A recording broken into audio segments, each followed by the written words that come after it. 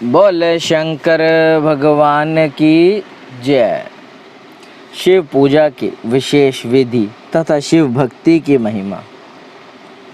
उपमन्यु कहते हैं, यदुनंदन, दीपदान के बाद और नैवेद्य निवेदन से पहले आवरण पूजा करनी चाहिए अथवा आरती का समय आने पर आवरण पूजा करें। वहाँ शिव या शिवा के प्रथम आवरण में ईशान से लेकर सगोजात पर्यतन तथा हृदय से लेकर अस्त्र पर्यतन का पूजन करें। ईशान में, पूर्व भाग में, दक्षिण में, उत्तर में, पश्चिम में, आग्नेय कोण में, ईशान कोण में, नेतृत्व कोण में, वायव्य कोण में, फिर ईशान कोण में, तत्पश्चात चारों दिशाओं में गर्भावरण अथवा मंत्र संगात की पूजा बताई गई है। या हृदय से लेकर अस्त्र पर्यतन अंगों की पूजा करें।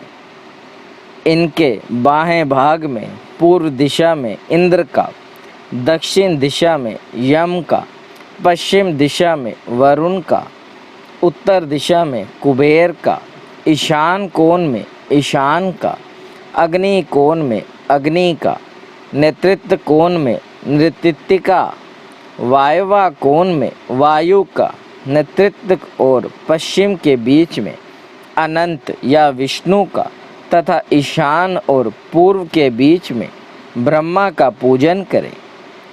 कमल के बाहें भाग में वज्र से लेकर कमल पर्यतन लोकेश्वरों के सुप्रसिद्ध आयुधों का पूर्वाधि दिशाओं में क्रमशः पूजन करें। यह ध्यान करना चाहिए कि समस्त आवरण देवता सुखपूर्वक बैठकर महादेव और महादेवी की ओर दोनों हाथ जोड़े देख रहे हैं। फिर सभी आवरण देवताओं को प्रणाम करके नमः पद युक्त अपने अपने नाम से पुष्पोच्चारण समर्पण पूर्वक उनका क्रमशः पूजन करें। यथा इंद्राय नमः पुष्पम समर्पयामि इत्यादि। इसी तरह गर्भावरण का भी अपने आवरण संबंधी मंत्र से यजन करें। योग, ध्यान, होम, जप, बाहें अथवा अभ्यंतर में भी देवता का पूजन करना चाहिए। इसी तरह उनके लिए 6 प्रकार की हवि भी देनी चाहिए।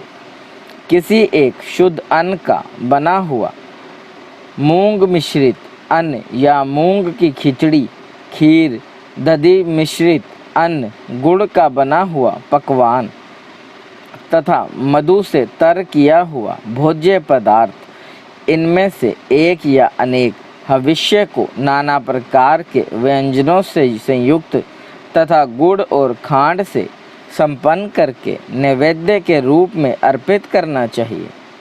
साथ ही मक्खन और उत्तम दही परोसना चाहिए।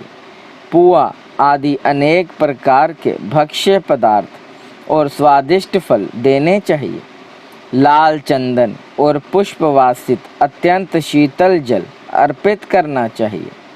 मुख शुद्धि के लिए मधुर इलायची के रस से युक्त सुपारी के टुकड़े, खैर आदि से युक्त सुनहरे रंग के पीले पान के पत्तों के बने हुए बीड़े, शिलाजीत का चूर्ण, सफ़ेद चूना जो अधिक रूखा या दूषित ना हो, कपूर, कंकोल, नूतन एवं सुंदर जायफल आदि अर्पित करना चाहिए।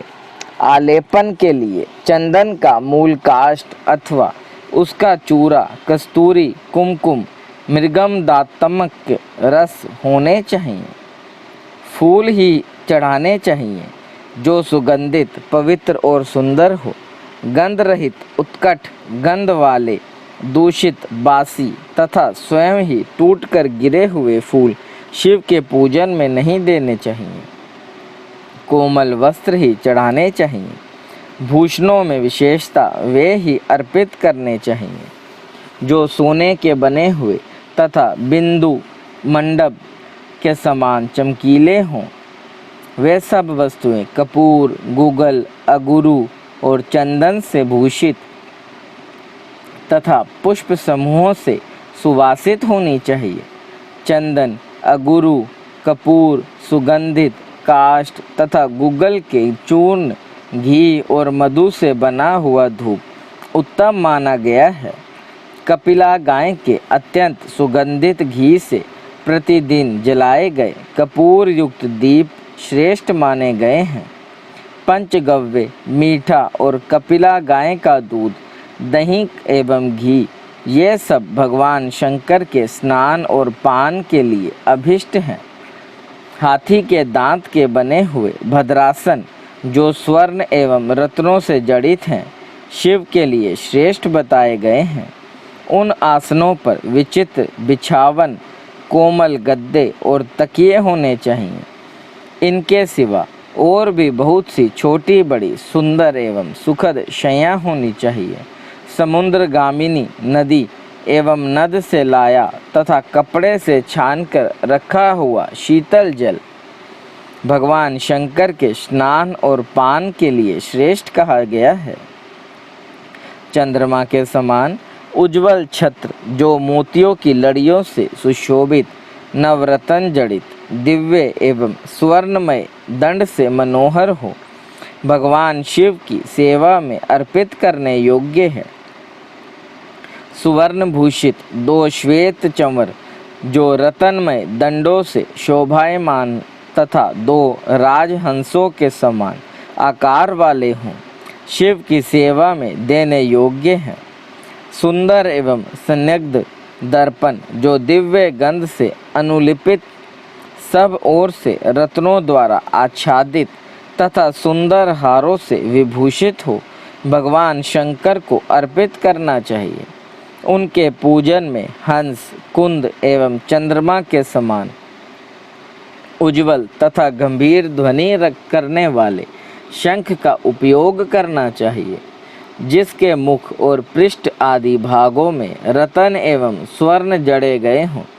शंख के सिवा नाना प्रकार की ध्वनि करने वाले सुंदर काहल वाद्य विशेष, जो स्वर्ण निर्मित तथा मोतियों से अलंकृत हो, बजाने चाहिए।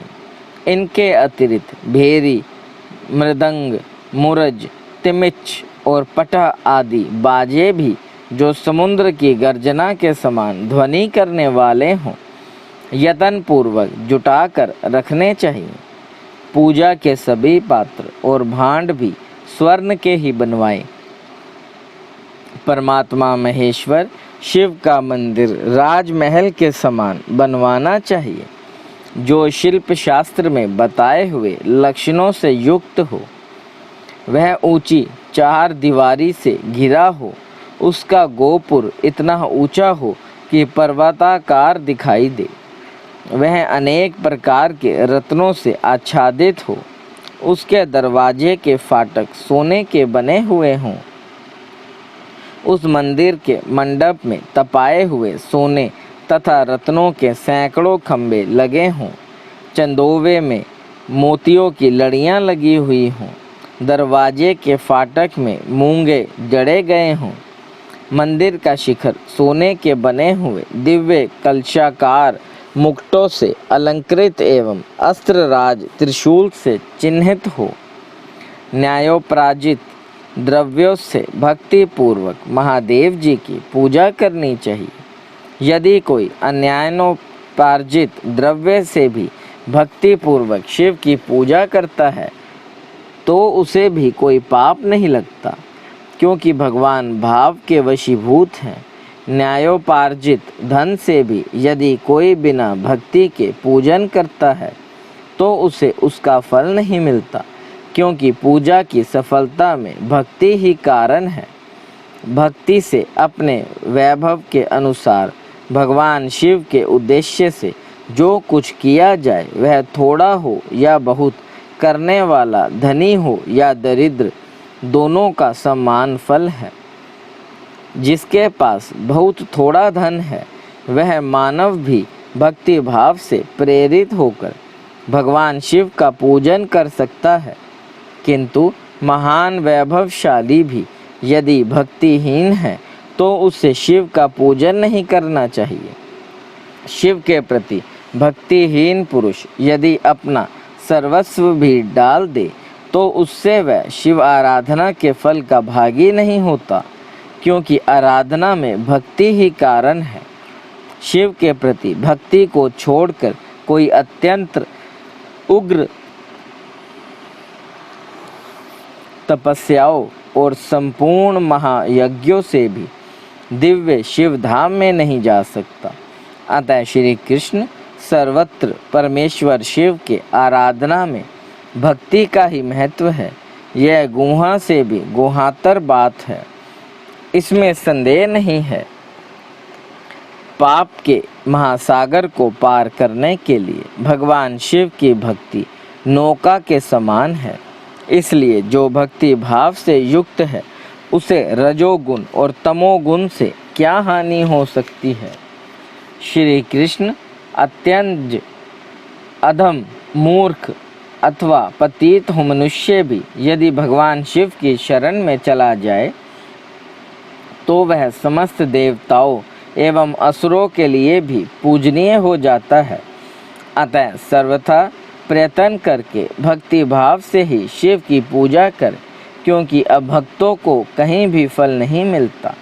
बोले शंकर भगवान की जय।